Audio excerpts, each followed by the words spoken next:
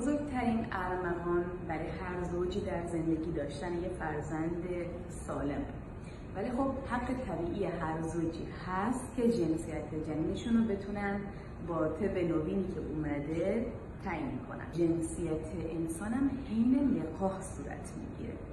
حالا من میخوام در تو این رژیم تعیین جنسیت برای شما صحبت کنم که اصلا کجا اثر میذاره، چه کارهایی باید انجام بدیم. اسپرم داریم که آقایون اسپرمشون کروموزوم X و Y داره که Y دارای بار مثبت و X دارای بار منفی هست.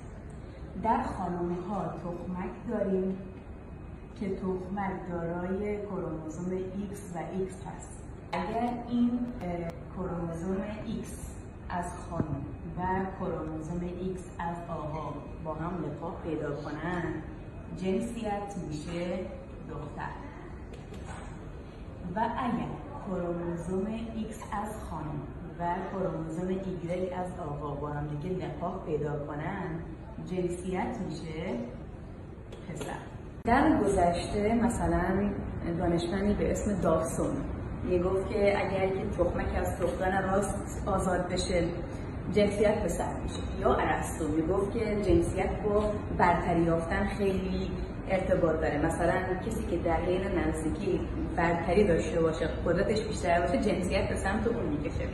یا گفته میشد که اگر ترکیب شراب شیر رو یه نفر بخوره جنسیت پسر. یا اینکه نزدیکی زیر قرص ما در حضور راه. به طور طبیعی هر ماه یک تخمک از تخمدان خانم آزاد میشه و میره تو لوله‌های فالوپ میشینه، لوله‌های رحمی، و سیگنال میفرسته برای که یه کروموزوم از اسپرم رو جذب کنه.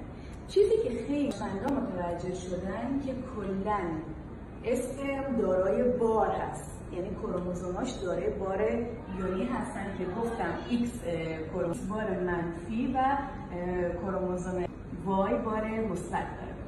خب ما چیزی که میخوایم انجام بدیم با رژیم تعیین جنسیت، چون تخمک هم دارای بار یونی هست، میخوایم با رژیمی که میدیم به خانم که برای پسرزایی رژیم سرشار از سدیم و پتاسیم هست که میان بار تخمک رو منفی میکنن و باعث میشن که کروموزوم اسپرم وای با خودش جذب کنه و جنسیت پسر بشه.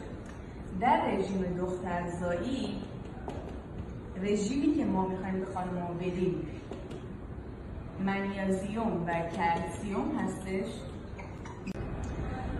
3 عامل تو تعیین جنسیت خیلی اثر میذاره. یکی همین رژیم غذاییه که همش 30% این تعیین جنسیت به این رژیم بستگی و 55 الی 60% بقیه اقداماتی که مثلا موقع نزدیکی، پوزیشن های نزدیکی و بستگی که برای جنسیت دلخواه به روز تخمک گذاری داره، قبلش باشه، بعدش باشه، حینش باشه، همه و داروهایی که بعد ما میدیم طرف مصرف بکنه، همه اینا رو بستگی داره. پس یه سری چیزا خیلی مهمه. ببینید بعضی افراد از این رژیم سود نمیبرن. مثلا کسی که فشار خون داره، خودش مصرف سدیم، نمک بالا و اینا براش ضرر داره یا مشکل نارسایی کلیه داره، پس نباید رژیمی که سرشار از سدیم و برای پسرزایی مصرف کنه. پس از این 30% رژیم سود نمیبره، ولی ما رو 55 الی 60% بقیه مواردش میتونیم کار کنیم. پس ناامید نباشن. یا کسی که تخمدان پولیکیستیک داره، PCO هستش و رژیم سرشار از کلسیم برای ضرر داره، خب این هیچ وقت از رژیم دخترزایی نمیتونه سود ببره، ولی ما روی 55 الی 60% بقیه موارد میتونیم روی این خانم کار کنیم. ما یه سری روش‌ها هست چون میانگین این رژیم و تمام اقداماتی که ما برای خانم‌ها انجام میدیم موفقیت کلاً 75 الی 80%. ولی ما روش 100% هم داریم مثل IVF که کلاً وقتی که روش آزمایشگاهی میان کار میکنن، کلاً کروموزوم وای رو مثلا جدا میکنن، مستقیم یعنی روش کار میکنن، مستقیم وارد بدن خانم‌ها میکنن و این 100% جنسیت پسر میشه مثلا. ولی خب هم هزینه خیلی بالایی دارن، هم احتمال شکستش رو خیلی خانم‌ها زیادتره و روشی هم هست به اسم IUI که اسپرم وای که برای پسرزایی یا ایکس که برای دخترزایی کلا نشاندار میکنن و با وسیله‌های ظریف وارد باز بدن زن میکنن، ولی اینم باز هزینه بریه و ممکنه جواب نده خانم‌ها. بعضی خانم‌ها مستقیم میخوان سراغ رژیم برن، فکر میکنن میان سراغ ما همه چی حل میشه، در حالی که مثلا خیلی اقدامات انجام میشه، تمام تلاش‌ها انجام میشه، همین موارد به خانم‌ها گفته میشه، ولی اصلا طرف باردار نمیشه. مثلا خانم‌ها میبینیم که بیماری تخم‌دان پلیکیستیک داشته، انجام میده به ما میگه من تیروئید داشتم، آزمایش میاره تا TSHش بالای 10 هست، یعنی TSH بالای 10 اصلا باعث سقط خود به خودی میشه، یا طرف دیابت کنترل نشده داشته باشه، اینا همه باعث سقط خود به خودی میشه و تمام زحمات و اینا به هدر میشه. پس